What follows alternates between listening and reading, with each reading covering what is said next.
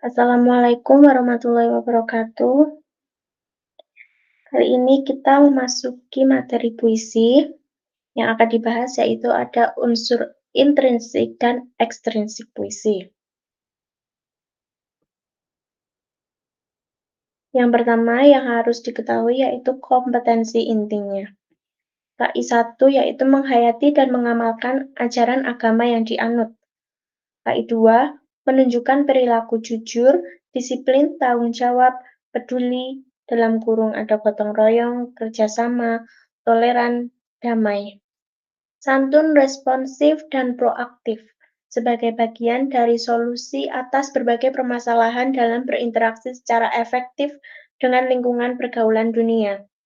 KI 3 yaitu memahami, menerapkan, menganalisis pengetahuan dalam kurun faktual, konseptual, dan prosedural berdasarkan rasa ingin tahunya tentang ilmu pengetahuan, teknologi, seni, budaya, humaniora dengan wawasan kemanusiaan, kebangsaan, kenegaraan, dan peradaban terkait penyebab fenomena dan kejadian, serta menerapkan pengetahuan prosedural pada bidang kajian yang spesifik sesuai dengan bakat dan minatnya untuk memecahkan masalah. KI 4 yaitu mengolah, menalar, menyaji dalam ranah dan ranah abstrak terkait dengan pengembangan dari yang dipelajarinya di sekolah secara mandiri dan mampu menggunakan metode sesuai kaidah keilmuan. Lalu kompetensi dasarnya yaitu ada KD 3.7 menganalisis unsur pembangun puisi. Lalu indikator pencapaian kompetensi atau IPK, yang pertama yaitu IPK 3.7.1, yaitu menganalisis unsur intrinsik puisi. Lalu IPK 3.7.2 yaitu menganalisis unsur ekstrinsik puisi. Lalu ada tujuan pembelajaran, yaitu yang pertama menyebutkan unsur intrinsik dan ekstrinsik secara tepat. Kedua, menjelaskan unsur intrinsik dan ekstrinsik secara tepat. Lalu yang ketiga, mengidentifikasi unsur intrinsik dan ekstrinsik dari puisi yang didengar atau dibaca. Selanjutnya yaitu pengertian puisi. Puisi adalah teks atau karangan yang mengungkapkan pikiran dan perasaan penyairnya dengan mengutamakan keindahan kata-kata. Di dalam puisi, seseorang dapat mengungkapkan berbagai hal seperti kerinduan, kegelisahan, atau pengagungan yang diungkapkan dalam bahasa yang indah. Hanya saja, orang-orang jarang menyadari bahwa itu adalah termasuk puisi. Dan selanjutnya yaitu unsur intrinsik. Ada apa saja di dalam unsur intrinsik? Mari kita lihat. Yang pertama yaitu ada tema. Tema adalah pokok pikiran dasar untuk mengembangkan dan membuat puisi. Yang kedua ada rasa. Rasa adalah sikap penyair terhadap pokok permasalahan yang terdapat dalam puisinya. Pengungkapan tema dan rasa ini erat kaitannya dengan latar belakang sosial dan psikologi penyair. Misalnya latar belakang pendidikan, agama, jenis kelamin, kelas sosial, kedudukan di dalam masyarakat, usia, pengalaman psikologis dan psikologis, dan juga pengetahuan. Lalu yang ketiga yaitu ada nada. Nada adalah sikap penyair terhadap pembacanya. Penyair dapat menyampaikan tema dengan nada menggurui, mendikte, bekerja sama dengan pembaca untuk memecahkan masalah, menyerahkan masalah begitu saja kepada pembaca, atau menganggap bodoh dan rendah pembaca, dan lain sebagainya. Lalu unsur yang keempat yaitu ada amanat atau tujuan atau maksud dari puisi. Amanat yaitu pesan yang ingin disampaikan pengarang kepada pembaca atau pendengar. Lalu yang kelima ada gaya bahasa. Gaya bahasa merupakan cara pemakaian bahasa dalam karangan atau bagaimana seorang pengarang mengungkapkan sesuatu yang dikemukakan. Gaya bahasa dalam sebuah puisi akan banyak dijumpai rangkaian kata yang bersifat konotatif, berlebihan, ataupun terkesan merendahkan diri. Eee, Biasanya, setiap penulis itu cenderung memiliki gaya bahasanya sendiri. Yang paling mudah dilihat itu melalui majas-majas seperti majas personifikasi, metafora, lalu eufemisme, bahkan tak jarang ada yang menggunakan majas ironi. Lalu yang keenam ada rima. Rima adalah kesamaan nada atau bunyi. Rima bisa dijumpai tidak hanya di akhir tiap larik atau baris, namun juga berada di antara tiap kata dalam baris. Selanjutnya ada tipografi. Tipografi adalah bentuk penulisan puisi.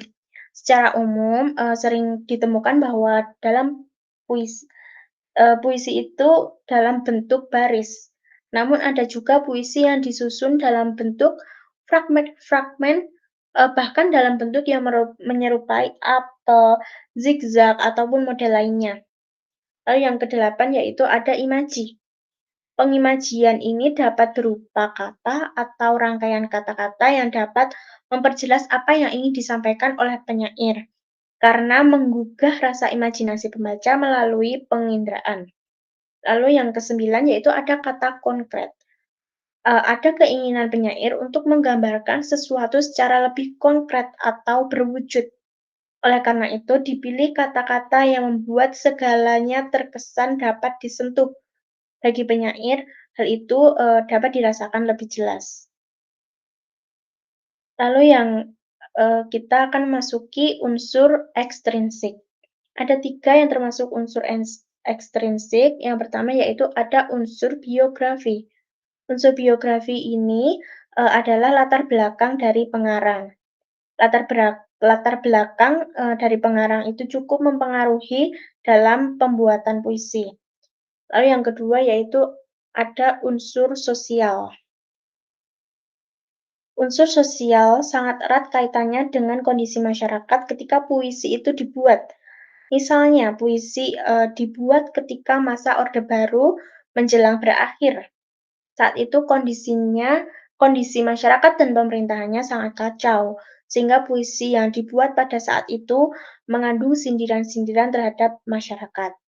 Lalu unsur yang ketiga yaitu unsur nilai.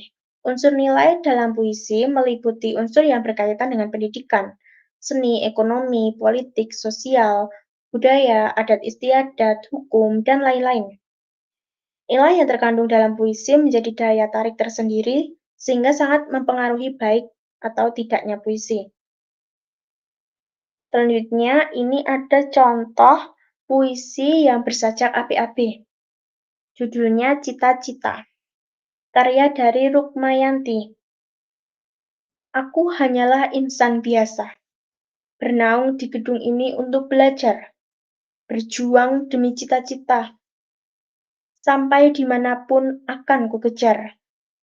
Perjalananku sangat panjang dan jauh, berlayar di lautan ilmu, menggapai asa yang terarah, bersenjatakan pena dan buku, berlayar terus akhirnya. Lelah bukanlah hambatan, walau harus menaiki tebing yang tinggi menuju puncak ilmu masa depan. Selanjutnya ada contoh dari puisi bebas.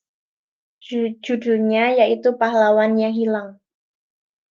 Di mana lagi kan kutemukan keberanianmu? Di mana lagi kan kutemukan pekik teriak semangatmu? Di mana lagi kutemukan sosok sepertimu, wahai pahlawan? Beribu hari telah kulalui, jutaan hari telah kuhitung dengan jemari. Namun tak mampu jua kutemukan sosok pahlawan sejati. Ku meniti jalanan penuh onak dan duri, menyusuri gurun pasir yang kering kerontang. Di manakah kan kutemui lagi sosok sepertimu, wahai pahlawanku? Baiklah, kesimpulan dari materi puisi kali ini yaitu, pada unsur intrinsik ada 9 unsur, meliputi tema, rasa, nada, amanat, rima, gaya bahasa, tipografi, imaji, dan kata konkret. Pada unsur ekstrinsik, hanya ada 3 unsur, yaitu yang pertama unsur biografi, unsur sosial, dan unsur nilai. Terima kasih, sekian materi puisi yang dapat saya sampaikan hari ini. Wassalamualaikum warahmatullahi wabarakatuh.